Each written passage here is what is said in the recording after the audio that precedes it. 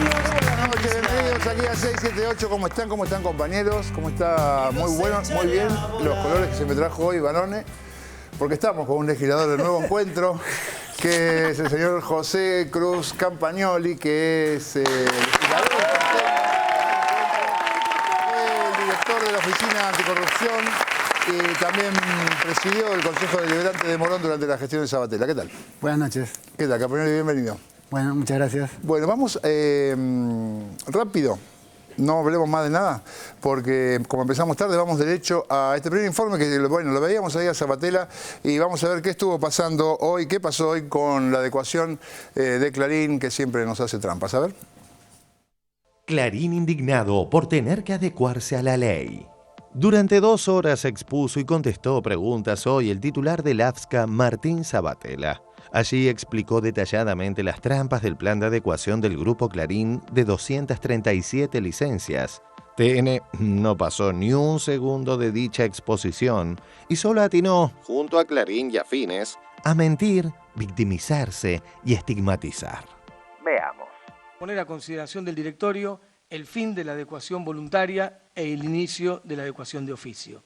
Nosotros creemos que el Grupo Clarín tuvo la oportunidad de cumplir con la ley, de adecuarse voluntariamente, no lo hizo, intentó burlarse, intenta entonces violar todos los espíritus y la esencia de la ley. Evidencian, entre otras, 2 grandes importantes maniobras que buscan lisa y llanamente burlar la ley. La maniobra 1 se va a dedicar, y lo vamos a ver, a los vínculos societarios y comerciales entre los administradores y miembros de la Unidad 1 y Unidad 2, que el Grupo Clarín planteó como propuesta en su plan de adecuación. Es decir, y acá queda claro el vínculo, el estudio Fox, Horan y Camerini de Estados Unidos, que forma parte, entre otros, David Camerini, Ezequiel Camerini y Rafael Ginebra, administrarían acciones de la Unidad 1 a través de David Camerini y de la Unidad 2 a través de Ezequiel Camerini y Rafael Ginebra. Para que quede claro, estamos hablando, la Unidad 1 es una de las empresas, la Unidad 2 es otra de las empresas que tendrían que tener 0 vínculo y absoluta independencia para ganar el objetivo de la ley. Y estamos hablando de que el estudio Fox, Horan y Camerini, a través de distintos socios, unos están en la administración de la Unidad 1, otros están en la administración de la Unidad 2. Y en el estudio Sáenz Valiente de Argentina, también vemos lo mismo. Este estudio, que está José María Sáenz Valiente, hijo, e Ignacio José María Sáenz Valiente, entre otros, como también está Casino, abogado que ustedes recordarán, muy activo en la defensa del Grupo Clarín. ¿Por qué la actora sostiene que se afecta la libertad de expresión? Para entender de por qué se afecta la libertad de expresión, hay que entender cómo se afecta la sustentabilidad del Grupo Clarín. Y que desde eso... Perdón, doctor, después le vamos a preguntar sobre eso. No, está bien, sí. Sobre la sustentabilidad. En concreto, usted sostiene que por aplicación de la ley hay una afectación indirecta de la libertad de expresión. ¿Una afectación? Indirecta, es decir, se aplica la ley, como consecuencia de eso se afecta a la sustentabilidad y como consecuencia de eso hay una afectación a la libertad de expresión. Sí, entendimos mejor la pregunta. Como también está Casino, abogado que ustedes recordarán, muy activo en la defensa del Grupo Clarín. Este estudio manejaría acciones a través de José María Sáenz Valiente, hijo, en la Unidad 1 y a través de Ignacio J.M. Sáenz Valiente en la Unidad 2. También está claro que hay vínculos, el mismo estudio que tiene socios de ese estudio en los fideicomisos de las 2 unidades. Nosotros le pedimos explicaciones a Clarín sobre esto y además de recibir cartas, documentos amenazantes diciendo que nosotros hacíamos tal cosa u otra y de amenazar que con denuncias penales, etcétera, sí es interesante lo que ellos responden sobre este primer capítulo que estamos describiendo. Dicen, el razonamiento es rayano al absurdo porque implica sostener que en definitiva el supuesto gerenciamiento conjunto, dicen ellos, estaría en manos de 2 estudios jurídicos, uno norteamericano y otro argentino, como si uno se dedicaría a la Unidad 1 y otro a la Unidad 2. No es así. tanto el estudio que está en Estados Unidos como el estudio que está en Argentina tienen los socios cruzados en las dos unidades. Por lo tanto, no es que un estudio está en un lado y otro estudio está en el otro. Los dos están en los dos y los dos entonces están en la administración de estos fideicomisos. No son socios solamente del estudio jurídico, son todos socios de sociedades comerciales que ellos mismos dijeron que no se podía tener. Son socios cruzados en empresas argentinas, miembros de la unidad 1 y miembros de la unidad 2 que tenían que garantizar absoluta independencia, desvinculación absoluta en términos comerciales. Que tienen sociedades en Panamá, en Estados Unidos, en Nueva Zelanda, en la Argentina, que son una gran sociedad todos.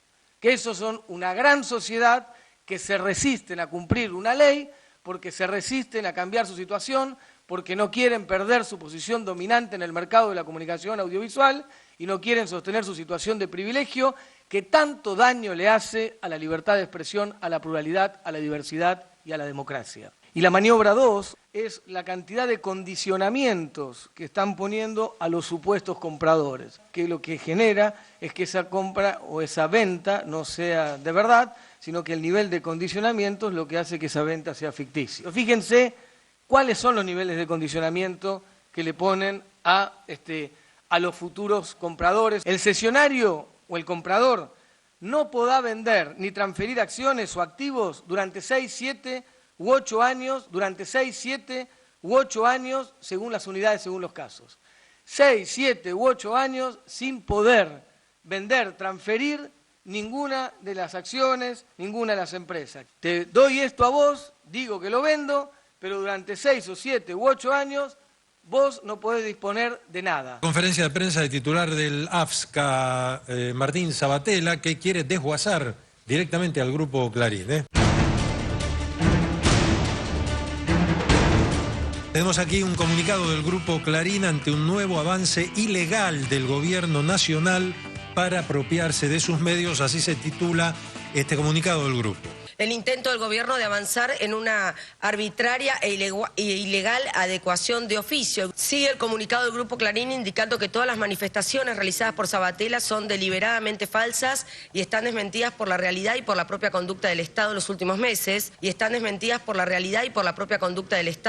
meses. Párrafo aparte para el doctor Castro, que impostando una supuesta objetividad, vuelve a faltar a algo que él dice que ama: la verdad. Usted dirá, bueno, claro, Nelson, y usted forma parte del Grupo Clarín, ¿qué va a decir? No, la verdad. Porque cuando he tenido que criticar a cosas de Clarín la he hecho, y la he hecho desde aquí.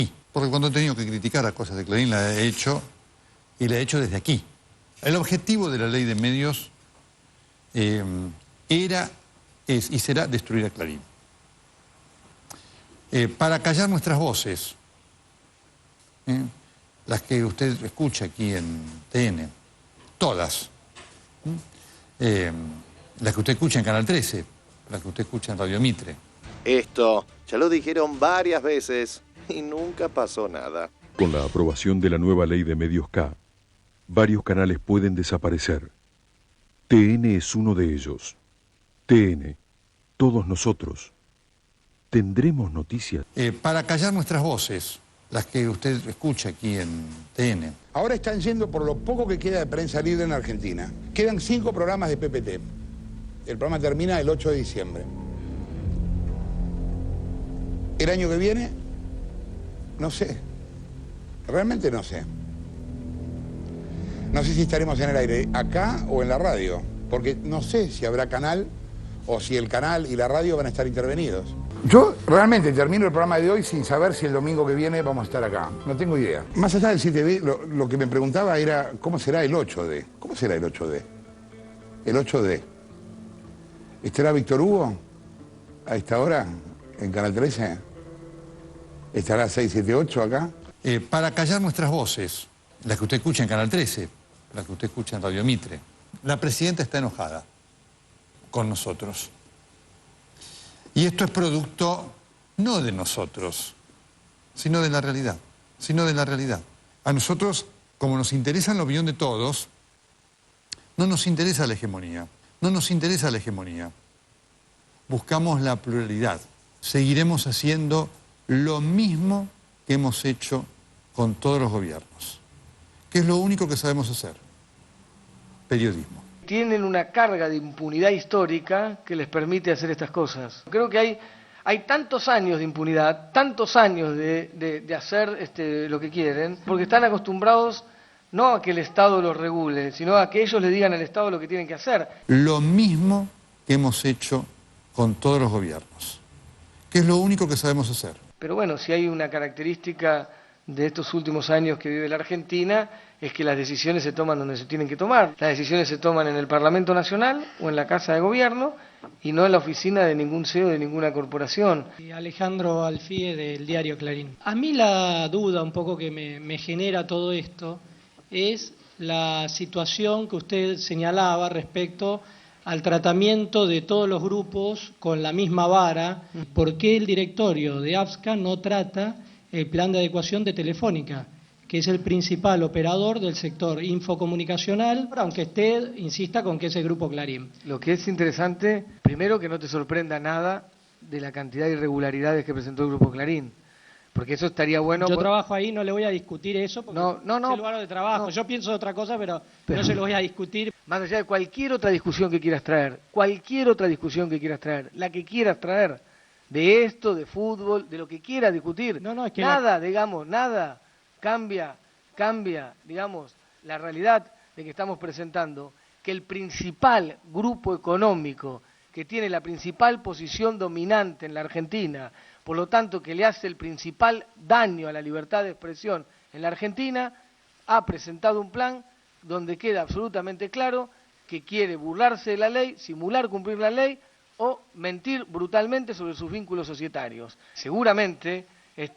vos querás hablar de lo que quieras, pero hay un dato que a mí me llama la atención también, de que no te preocupe bajo ningún punto de vista si es verdad o no es verdad que están incumpliendo y que están violando la ley.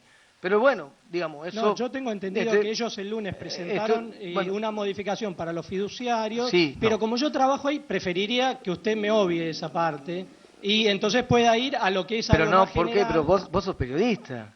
Trabajes donde trabajes, ¿no? Supongo que nadie te va a condicionar. Yo iba a un criterio más general, que es esto de... Está bien, está claro que la libertad que nosotros queremos garantizar al conjunto del país no es la libertad que vos tenés garantizada en tu medio de trabajo. Puede ser que sea así. Pero bueno, no hay problema.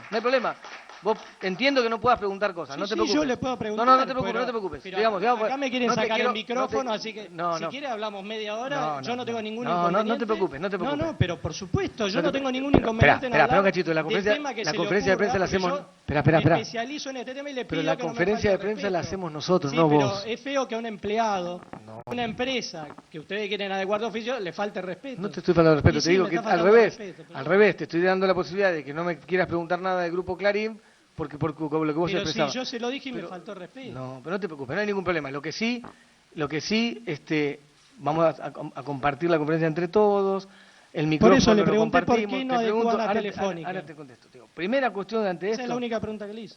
Por eso. Pero que no la responde. No, espérate, tranquilo, no te pongas nervioso, si vas a cumplir tu función. Pero desde el 7D que se la hago, ¿eh? Sí, no te preocupes, vas a seguir cumpliendo tu función. Y nunca la respondió. No te preocupes que vas a cumplir con la tarea que te encomendaron. Absolutamente todos los expedientes van a ser tratados en el directorio, no hay ninguna cuestión que exija una fecha determinada para tratar lo que el directorio considere que tiene que tratar, por lo tanto...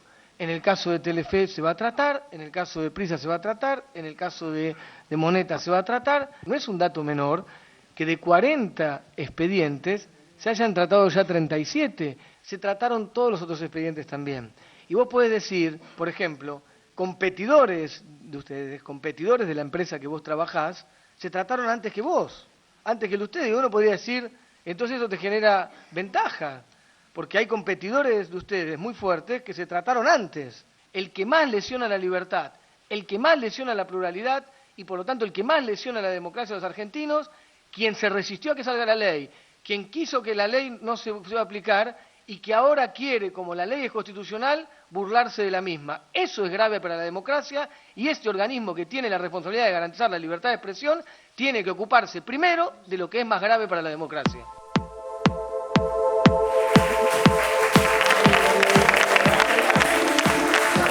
Muy bien. A ver, Gente rebelde, ¿eh? Un poco. Sí, se agarra la rebeldía de la peor manera. La verdad que... No, que tiene un costado muy preocupante esto que se ha visto hoy. El Grupo Clarín, el más grande de los grupos mediáticos de la Argentina, que concentra 237 licencias, que no presentó en la fecha que se había planteado el 7 de diciembre, aquel famoso del 2012, su proyecto voluntario de adecuación, que tuvo que esperar que la Corte Suprema defina la constitucionalidad, que fue en octubre del año 2013. Presenta nuevamente ahí, perdón, por primera vez presenta un proyecto de adecuación voluntaria donde divide al grupo en 6 unidades, no diciendo quién se iba a hacer cargo de cada una de las unidades, sino dividiendo en 6 unidades. El AFCA le da la admisibilidad porque estaba cumpliendo con la ley en ese punto, ¿no? La división en 6 unidades era una división adecuada. Que tenía en el grupo, en la unidad 1, los grupos más grandes, Canal 13, TN, Mitre, FM 100, o sea, los medios de difusión política más importantes.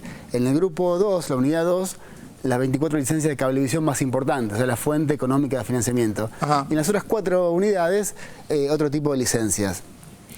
Cuando el AFCA inicia el trámite, como planteaba Martín Sabatella recién, se encuentra que en la segunda presentación de Clarín, que es quienes se van a hacer cargo de cada una de las licencias, ¿qué aparece? Aparecen, primero, 2 estudios de abogado, Sáenz Valiente de la Argentina, el estudio Camerini de Estados Unidos, que son titulares de fondos fiduciarios que tienen socios en la unidad 1 y la unidad 2. En la unidad 1 es de Pagliaro y Aranda. La unidad 2, teóricamente, de Mañeto y Ernestina de Noble. No tienen que tener ningún tipo de vínculo societario porque el artículo 48 de la ley expresa ningún vínculo societario antes de poder transferir licencias. Ya esos 2 estudios tienen licencias cruzadas. Pero no solo eso es lo que aparece. También aparece, como planteaba Martín Sabatella, que tienen estos titulares, Pagliaro, Aranda, Ernestina y Mañeto, además de Sáenz Valiente y Camerini, tienen sociedades comerciales conjuntas en Nueva Zelanda, en Panamá, en Estados Unidos y en la Argentina. Y después, lo más trágico, por lo grotesco de esto, es que condicionaban a los futuros compradores de la licencia en los términos de la compra. ¿Qué hacían? Le decían, bueno, te vamos a vender la licencia. Vos no podés venderla hasta 6 años en unos casos, 7 en otros casos y 8 años en otros casos. Si en el medio querés venderla, es a Clarín, solamente. Ah, mira. Es solamente a Clarín. Si después de los 6, 7 u 8 años querés venderla, Clarín tiene prioridad entre los posibles compradores. Segundo punto, el 80% de los dividendos... Pero José, te interrumpo un segundo porque ahí hay un punto que a mí me parece que es que da cuenta de la dimensión política de la presentación que hicieron. Supongamos que no había cruce de sociedades, supongamos que no había cruces de accionistas y supongamos que los abogados no tienen ninguna vinculación, supongamos todo eso. En la parte de los condicionamientos, cuando ellos dicen, bueno, si vos, fulanito, vas a vender, la prioridad para comprarla tengo yo, Clarín. Pero para hacer eso, tendrían que primero modificar la ley. Obvio. Porque ellos no pueden volver a comprar lo que tuvieron que vender porque están excedidos. Obvio. Claro, ahí hay un elemento que ellos incorporan, que es que la ley en los próximos 6, 7 u 8 años se va a modificar porque están imaginando un gobierno de otro signo, que tenga mayoría parlamentaria de otro signo y cambie la ley. El elemento, como señalaba Mariana, ese es un elemento sumamente interesante en el análisis que hacen.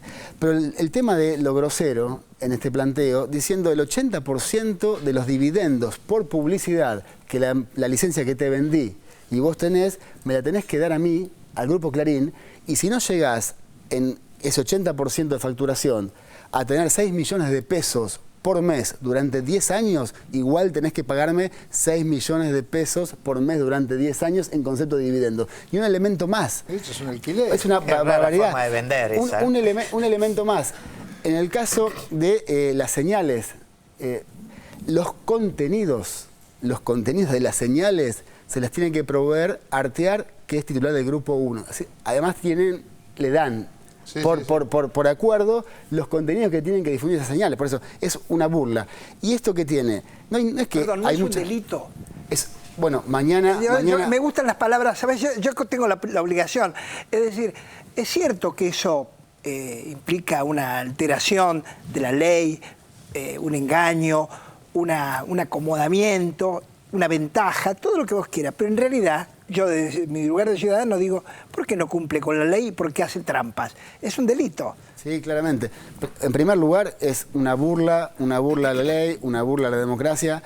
No es que tuvieron... se tuvo que indagar mucho para detectar parte de estas maniobras, estaban explicitadas. ¿Por qué eso, compañero? ¿Por qué no está bien disimulado, ni siquiera un poco disimulado? Porque me parece que el Grupo Clarín, durante estas últimas décadas, detentó en la Argentina un poder exorbitante donde conducía, dirigía y condicionaba a los gobiernos. Pero entonces lo que estaban buscando es esto, ir al choque con... Se encuentran con un gobierno que le pone límite, que plantea desconcentrar, desmonopolizar la palabra, que permite que muchas voces se expresan, se tratan de tener maniobras dilatorias en principio y la Corte Suprema falló a favor de la ley de punta a punta. Bueno, no pudieron evitar esa cuestión. Segundo paso, intentan decir, bueno, ahora vamos a adecuarnos. El AFCA acepta la admisibilidad del plan y después, a los 6-7 meses, lo que hacen es presentar esta brutalidad, que creo que demuestran un nivel de impunidad absoluto que da cuenta del poder que ellos creen que todavía tienen y que lo pueden ejercer. No saben que están frente a un gobierno de nuestra presidenta que ha planteado que el Estado y el gobierno elegido por el voto popular es el que toma las decisiones y que las empresas no son las dueñas de las decisiones del poder público. Frente a eso, siguen actuando como si no pasara nada. Yo creo que se llevaron una sorpresa hoy porque pensaban que esto no iba a pasar. Lo que no se dan cuenta es que la democracia sigue avanzando, que no tiene los mismos privilegios que antes y que van a tener que adecuarse o voluntariamente, que no lo hicieron, porque es mentira que hay un intento de desguace, una barbaridad, que se cae a todas luces el argumento. Tuvieron más tiempo que ninguno. El 7 de diciembre del 2012 todos los medios que se excedían presentaron su plan de adecuación voluntaria. Ellos lo hicieron recién después de que la Corte falló, un año después. Y después de presentar eso, ahora hacen este tipo de maniobras que uno puede considerar, habría que ver si son potenciales delitos. Entonces me parece que este nivel de impunidad que tienen se va desarmando. Y me parece que esta es la fortaleza del poder democrático en Argentina, que hay un Estado que se planta, que hace cumplir la ley, que no permite este tipo de maniobras, que lo denuncia, que va a ir mañana a la UIF, va a ir mañana al Procelac, a los distintos organismos que van a estudiar si hay comisión de delito, además de incumplimiento de la ley de medios, y me parece que Clarín va a tener que darse cuenta de que esta democracia, una democracia firme, una democracia arraigada, una democracia que tiene una voluntad profunda de ampliarse y que hay una presidenta que no le tiembla el pulso a la hora de hacer cumplir la ley. No le tiembla el pulso a la hora de hacer cumplir los derechos para el conjunto de los argentinos. Además, estos años, el AFCA ha impulsado radios comunitarias en todos los rincones del país, miles de licencias nuevas para FM, para universidades, medios comunitarios, millones de pesos en subsidios para potenciar esas nuevas voces. Entonces, a medida que se iba desconcentrando el sistema de medios, se iban ampliando nuevas voces. Eso hace que muchos argentinos y argentinas podamos tomar la palabra y hacernos escuchar, y eso rompe el monopolio de la voz única que construye, como decía Nelson Castro, sin supuestamente saber de qué hablaba, cuando hablaba de hegemonía, a lo que se dedican ellos, y se dedicaron a construir hegemonía, a intentar convertir su idea en la idea de la opinión pública. Cuando muchas voces se alzan, cuando otras voces se alzan, cuando empieza a romperse, a debilitarse, a resquebrajarse esa idea de la voz única, es que muchos argentinos damos cuenta de que hay algunos que mienten y esos que mienten lo que no pueden tolerar es salirse del lugar de dueño de la verdad. Este gobierno, este pueblo, esta democracia los ha sacado del lugar de dueños de la verdad que durante mucho tiempo construyeron. Bueno, eso les duele muchísimo y por eso no se bancan esta ley de la democracia. ¿Te sorprende que la oposición, los dos representantes, discúlpame, pero los dos representantes de la oposición en el organismo se hayan abstenido, que es lo mismo que no hacerse cargo de esta historia? Bueno, no he tenido mucho tiempo de analizarlo porque estaba llegando acá al programa y terminaba la votación, pero sí me llama la atención porque yo creo que es tan burdo lo que estaban haciendo el Grupo Clarín, con la adecuación voluntaria, era tan burda el entrecruzamiento de accionistas, las sociedades comerciales conjuntas, los condicionamientos que les ponían a los futuros compradores de licencia, era tan burdo que me parece que era muy difícil, muy vergonzante y con mucho costo político votar lisa y llanamente en contra. Entonces me parece que la abstención, quiero suponer, guarda cierta cuota de vergüenza o de decoro que los dos miembros del directorio por la oposición intentaron resguardar. Quiero suponer eso. A ver, Moyano, ¿qué pensás que hicieron esto así tan burdo? Bueno, a mí me llamó la atención el comunicado de ellos con posterioridad a la conferencia de prensa. Dice algo así como: no vamos a hacer algo tan burdo como lo que se mencionó supuestamente. Pero hay algún... Además dicen que es perfecto el plan de adecuación. Que es perfecto el plan de adecuación. Pero, por ejemplo, es burda la propia presentación. Yo también me pregunto por qué lo hacen con tanto... Claro, pero digamos, los tipos han pensado la segunda jugada. Bueno, sí, obviamente, pero no llegaron hasta acá y le va muy bien. Pero tampoco son perfectos. Pero fíjate, hacen una cosa. Ellos juegan con esta idea de la... Lo primero, digamos, que me parece que está bueno hacer un poco como de historia, es que en el primer momento que ellos plantean el primer paquete de adecuación, cuando la primera vez que muestran quiénes serían los propietarios, quedan Mañeto y Ernestina de Noble del lado de la construcción política y Pagliaro y Aranda del lado de La Plata, Cablevisiones. En la segunda presentación cambian, con lo cual lo primero que uno dice es, bueno, desconfiaron entre sí. Ajá. De los... Entonces, vos decís, bueno, ¿qué quieren? ¿La plata o la construcción? ¿No? O las dos cosas. En el propio comunicado ellos dicen, no sé de qué habla Sabatella, porque en ningún momento la ley de servicios de comunicación audiovisual, ley de medios le dicen ellos, habla de sociedades. Habla nada más que de licencias y accionistas. El artículo 48 de la ley habla de sociedades y dice tengan integración vertical o horizontal entre medios de comunicación o sociedades de otro concepto. O sea... ¿Sí pueden estar haciendo las cosas mal? ¿Equivocarse? No, a mí lo que me llama la atención es que ellos citan un artículo que está en su propio expediente de presentación que dicen luego que la ley no dice eso. O sea, en la presentación está citado un artículo del cual ellos se agarran y después dicen que ellos no dijeron eso que dice el artículo. Sí. Y después otro dato, que eso con Google no es que hay que ser muy inteligente para buscar nada. Una de las empresas que aparece en cruzadas, en las filminas que presentó Sabatella hoy, es una empresa que se llama GC Domino o Domino, depende, Sociedad Anónima. Esa empresa es a la cual se le giró a Bahamas 3 millones y pico de pesos en octubre del 2008, cuando apareció la denuncia del manejo que Clarín había hecho con los fondos de las FJP. O sea, la denuncia que tiene estado de una causa penal, sí, que hizo Arbizu. O sea, ellos mencionan en el plan de adecuación de Clarín, ponen por escrito una empresa que está sospechada, denunciada, de que hay una causa penal abierta en otro expediente que está en la justicia. Es decir, esto, pero bueno, para terminar y no monopolizar la palabra. Moyano, ellos que se arreglen. Pero yo siempre recuerdo un caso, cuando estaba en plena discusión, así en furor del tema de la discusión con la cuestión de la adopción de la irregularidad y la adopción de los hijos de Ernestina de Noble, hicieron una falsa carta de electores en el propio diario Clarín, firmada por un señor X. Ese señor X no era un señor X, era un señor que se había quitado su segundo apellido y era el abogado de Ernestina de Noble. O sea, son burdos. Bueno, estamos hablando de delitos. Seguramente vos sabés con más precisión lo que yo voy a decir. Yo alguna vez tuve acceso a papeles que, digamos que consideraban para hacerse cargo de un medio de comunicación, de televisión, un canal, ¿qué condiciones tenía que tener el empresario o la corporación que se hace cargo? Es decir, hay condiciones. Una de las condiciones es tener buena conducta, en la policía, por ejemplo. Otra de las condiciones es tener un sentido ético de la vida. Otras condiciones es que el medio postule la justicia. Fíjate las cosas que te estoy diciendo. No se rían de lo que digo. Los medios deberían representar todo eso que yo digo. Y los periodistas también. Bueno, pues ya ahí entramos en el terreno de lo ideal y me parece qué difícil, pensaba yo, qué difícil es ser periodista. Y miraba la situación de este muchacho Alfie, que estaba ahí. ¿Cómo se llama? Alfie, Alejandro Alfie. Que estaba ahí en la conferencia de prensa, que tenía el cruce, y cuando Sabatella le dice, bueno, pero vos sos periodista, vos podés opinar también sobre Clarín, aunque trabajes para el grupo, ¿no? Y bueno, terminó balbuceando.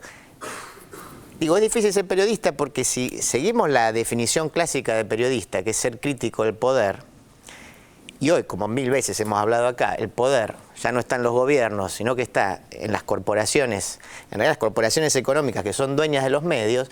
Hoy, para ser periodista, vos tenés que ser crítico de tu propio empleador. Es decir, Alfie se va a transformar en un periodista y va a dejar de ser un propagandista cuando haga un informe o una nota criticando a su propio empleador.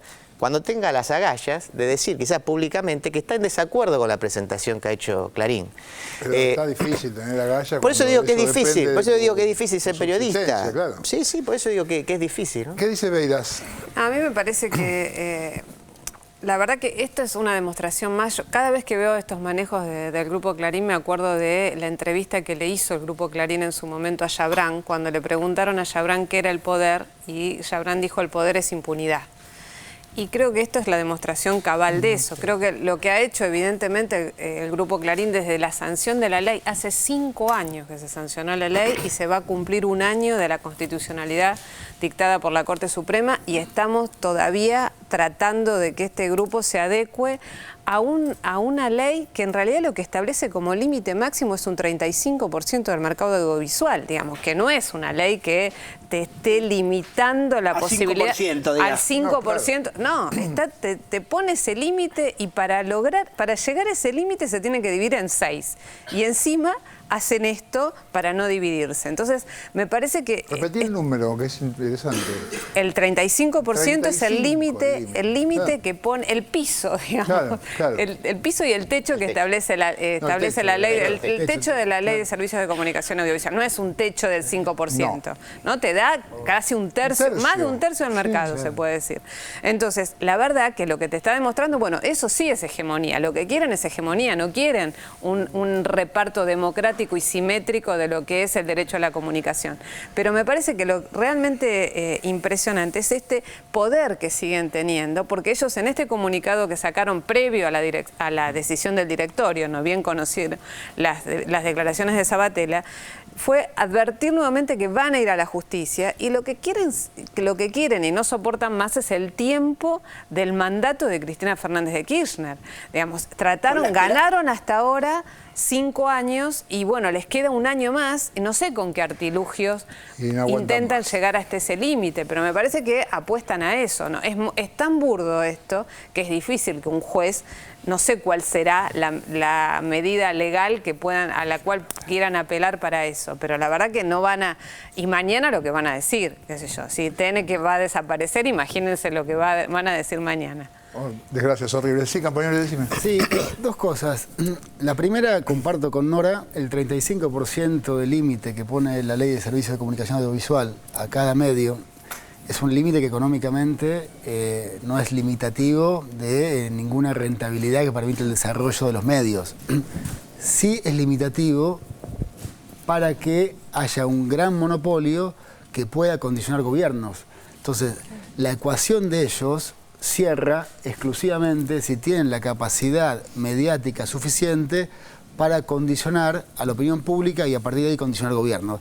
No es una ecuación económica la que están defendiendo, es una ecuación política la que defienden, y la base económica es para condicionar gobiernos que a su vez le redundan en más beneficios económicos y más beneficios políticos. Entonces el problema que tienen es de carácter político absolutamente. Y después, en términos de sus argumentos, como ya dijeron que TN iba a cerrar y no pasó nada, que el programa de la Nata no iba a estar más y no pasó nada, me parece que sus argumentos, que el gobierno intentaba desguazarlos y no hay ningún intento de desguace, sino que se adecúen a una ley que es limitativa en los puntos que dijimos, no en otros, me parece que sus argumentos en términos de la sociedad, en términos públicos, han sido tan bastardeados por ellos mismos que me parece que hoy llegamos a un momento donde queda absolutamente claro, a pesar de la insistencia que van a tener a partir de mañana y las denuncias que van a montar y las campañas de difamación, que los que quieren violentar la ley, los que no quieren adecuarse voluntariamente, los que intentan burlar con un nivel de impunidad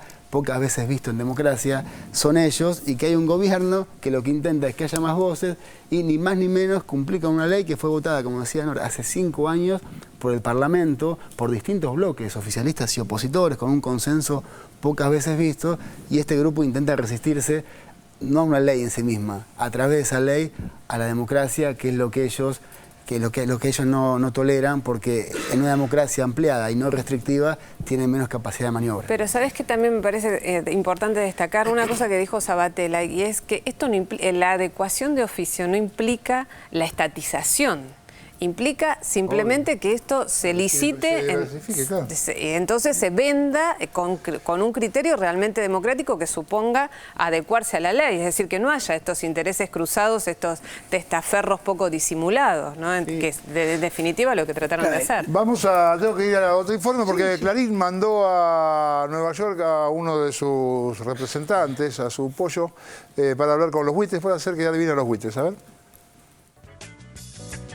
El Grupo Clarín no disimula su buitrismo. Ahora felicitan a los buitres en pleno Wall Street.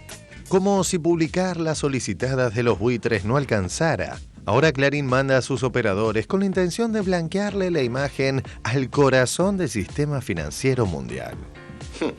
¿Tiene corazón? Una agrupación que representa a los fondos buitres publicó una solicitada en...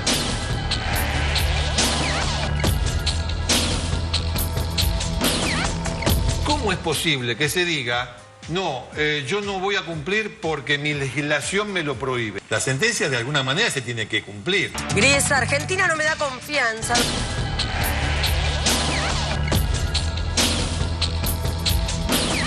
Y ahora, el abogado de los buitres felicita a la nata. Desde estuvimos en Wall Street escuchando que empiezan de la Argentina. ¿Queréis saber cómo nos ven en la capital del mal?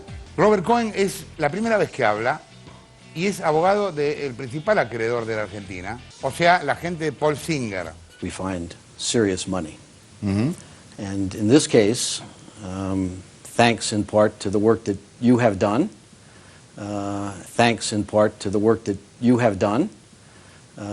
Antes. Esto que ves acá es un buitre. Queremos hablarte de algo que se llama fondos buitres, que es muy impresionante y es algo que está pasando y la mayoría de los medios no están reflejando. Los fondos buitres compran los papeles de deuda con un valor de mercado, suponete, de 25. Cuando la empresa empieza a renegociar la deuda, hace una quita de la mitad, del 50, y lo que ellos compraron a 25 pasa a valer 50 en 10 segundos. ¿Se entendió? De esto se trata. Fondos buitres. Thanks in part to the work that you have done.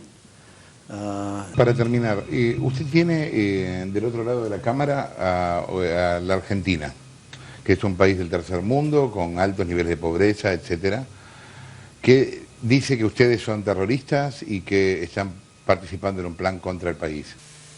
De esto se trata. Fondos buitres. Es muy interesante verlo desde el lado de ellos para preguntarnos qué nos pasa a nosotros también. Es muy interesante verlo desde el lado de ellos para preguntarnos qué nos pasa a nosotros también.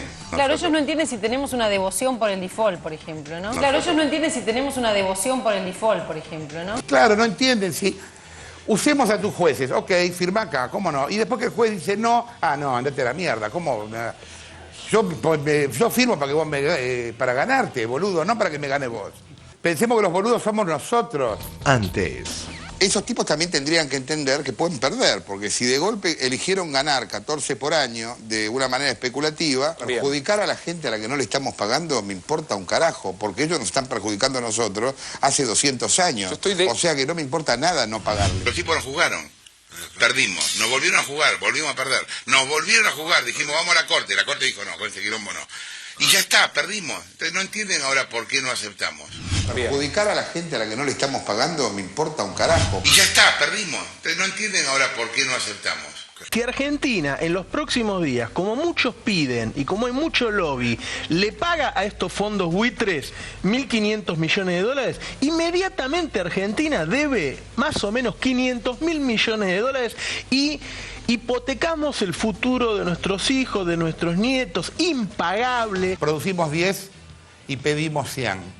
¿Cómo se gastó esa guita? ¿Sabemos por qué estamos endeudados? La deuda, ¿sabés la deuda del próximo gobierno? ¿Sabés cuáles son los vencimientos de los 4 años que va a recibir el próximo gobierno? 1.500 millones de dólares por año le vencen al próximo gobierno. Jamás ningún gobierno recibió una herencia de deuda tan baja como la va a recibir el próximo gobierno. Producimos 10 y pedimos 100. ¿Sabemos por qué estamos endeudados? La deuda, la deuda promedio de los países hoy es el 100% del PBI. El PBI argentino son 650.000 millones de dólares. Argentina debe 200.000. Mirá si puede pedir plata en el caso que quiera. Argentina necesita 100.000 millones de dólares, todavía sigue muy abajo del PBI. Tiene una deuda mínima. Y hasta el FMI contradice a los socios de Clarín. ¿Cómo nos ven los tipos? ¿No entienden por qué hacemos lo que hacemos? Y bueno, no le vamos a agarpar, porque es injusto, porque el orden del mundo, etc. Los tipos no entienden eso. A la luz del caso argentino, el Fondo Monetario Internacional realizó un estudio e hizo una advertencia sobre el accionar de los fondos buitre en todo el mundo, y lo que hizo también fue respaldar la postura de la República Argentina y de 124 naciones en las Naciones Unidas, que lo que consideran es que hay que hacer un marco regulatorio para las reestructuraciones de deuda en el mundo. ¿Cómo nos ven los tipos? ¿No entienden por qué hacemos lo que hacemos? Alguna vez se los comparó, y vaya si están en las antípodas. Mientras el hombre de Clarín se derrite ante los buitres, Michael Moore, de nacionalidad estadounidense, es implacable con el poder real de Wall Street. Los hombres del mercado escuchan, observan y no siempre entienden lo que nos pasa. Nos ven como objeto de estudio.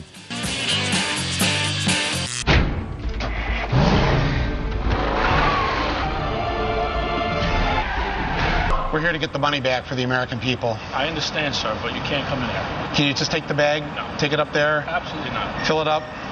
I got more bags. 10 billion probably won't fit in here. You're using the money to buy other companies, and you know, this bailout money. This is our money, and oh, this is the police officer. I wanted to make a citizen's arrest of the CEO. Mr. Blankfein, but you're here, so maybe you can help me. Robert Cohen es abogado del principal acreedor de la Argentina, o sea, la gente de Paul Singer. Thanks in part to the work that you have done. Thanks in part to the work that you have done. Crimes have been committed in this building. I am here to make a citizen's arrest. Please come down and step away from the building. Do not be afraid. Federal prison is a nice place. ¿Cómo nos ven los tipos? ¿No entienden por qué hacemos lo que hacemos? Pregunta final. Tal grado de militancia buitrista no termina haciendo del programa de Canal 13 un programa kirchnerista.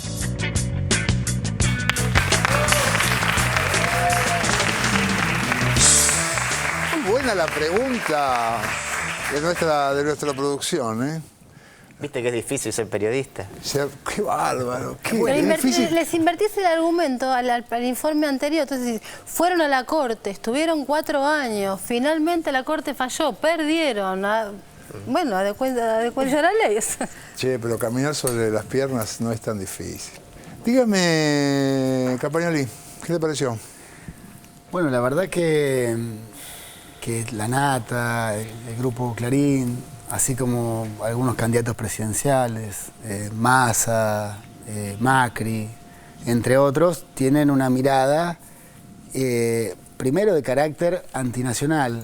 Por ahí no sé si es la primera pretensión, pero es la consecuencia seguro. Una mirada de que a este gobierno le vaya mal.